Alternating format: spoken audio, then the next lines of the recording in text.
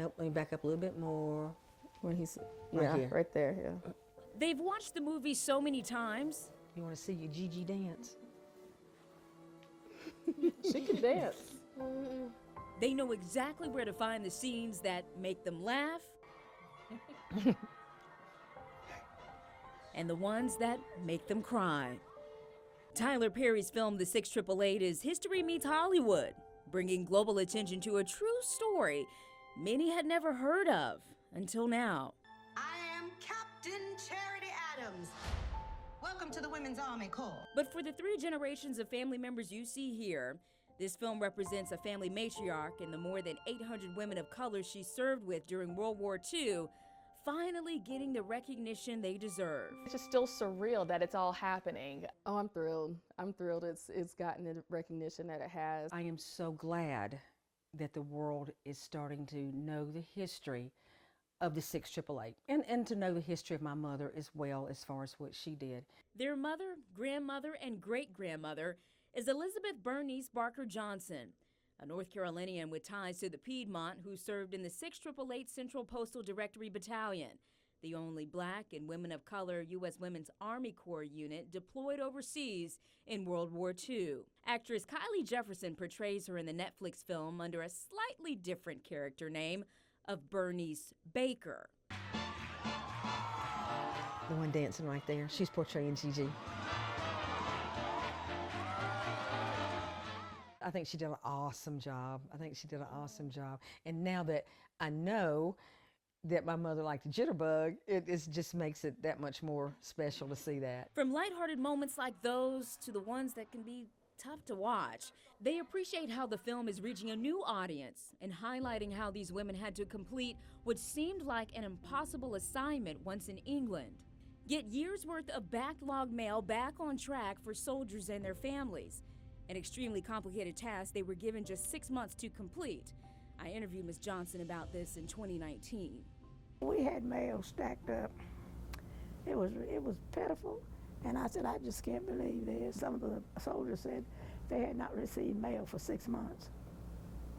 And it was because they kept moving them from one place to another, or it was improperly dressed, or they didn't have the serial number on it. They worked in less than favorable conditions. The ship ride over, my mother talked about that, how rough it was.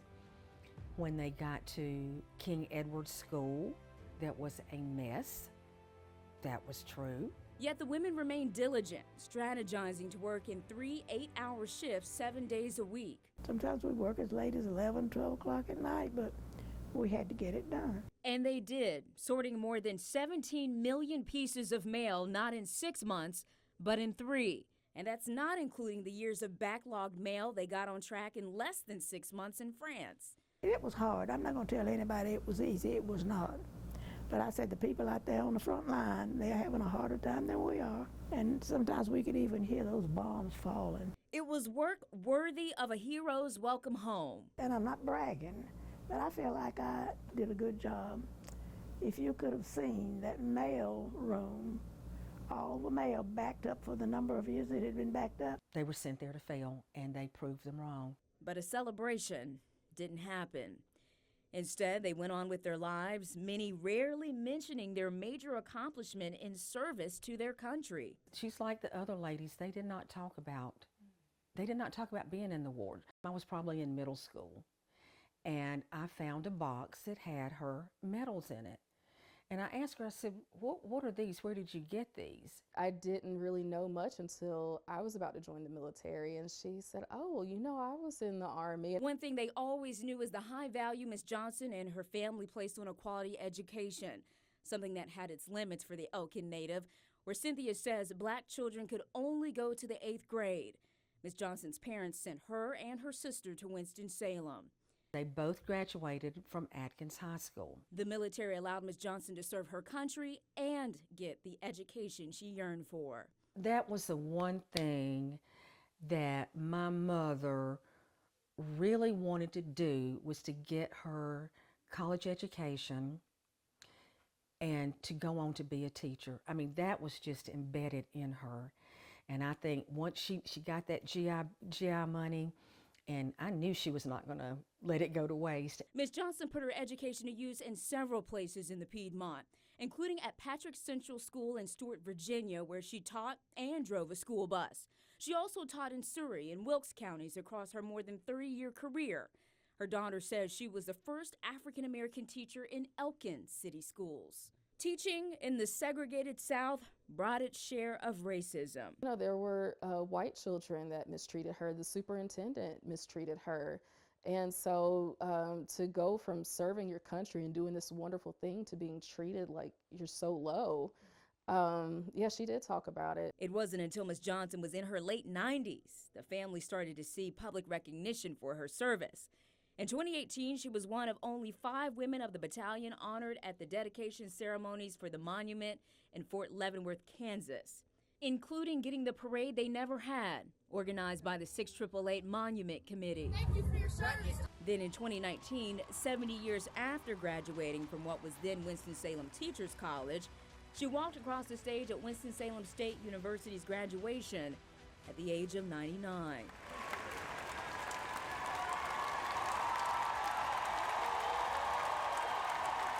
Her graduation, when that went pretty much worldwide, and people were seeing it on social media, and then they were contacting me like, I did not know, I had your mother as a teacher. I did not know she was a World War II veteran. She never talked about it.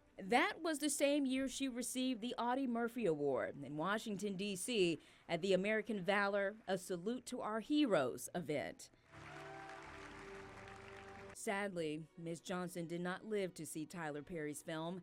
She passed away in 2020 at 100 years old. But her family is thankful for the many ways her legacy lives on. They've established the private first-class Elizabeth Bernice Barker Johnson Foundation, which will allow them to provide educational scholarships to several deserving children. Tiffany, one of Ms. Johnson's 3 grandchildren, is also a veteran, having served in the U.S. Navy. She did inspire me to join the military. And Ms. Johnson did live to meet her great-granddaughter, Elizabeth. I think she was even still surprised that she was like, wait, you named her after me? I'm like, yes, she is. Yes, she is going to carry on your name. I was like, you are a strong woman, and if she just has even just an ounce of your strength, she will still be in great company. The movie had more than 50 million views in its first 4 weeks of streaming. And for the millions more views from around the world, people will see the real-life Bernice Barker before it ends. It's still emotional. Very much so. And I think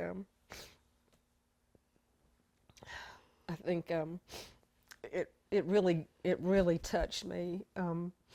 When they were walking through and the soldier, he said, "Hey, you're the 6 Triple Eight," and it was like, then it finally hit them. Hey, these are some awesome women. Look what they've done, and they deserved to be saluted. For me, I know I definitely shed some tears, because she is no longer with us. It was just nice to see her face again, and just knowing that the amount of people that have watched the movie, they're Googling her now. So they're now seeing her stories. Old YouTube videos from 5-6 years ago, those are now getting popular again because her picture was shown at the end of the movie. So it's really nice just to know that even though she is no longer here, she is not being forgotten at all.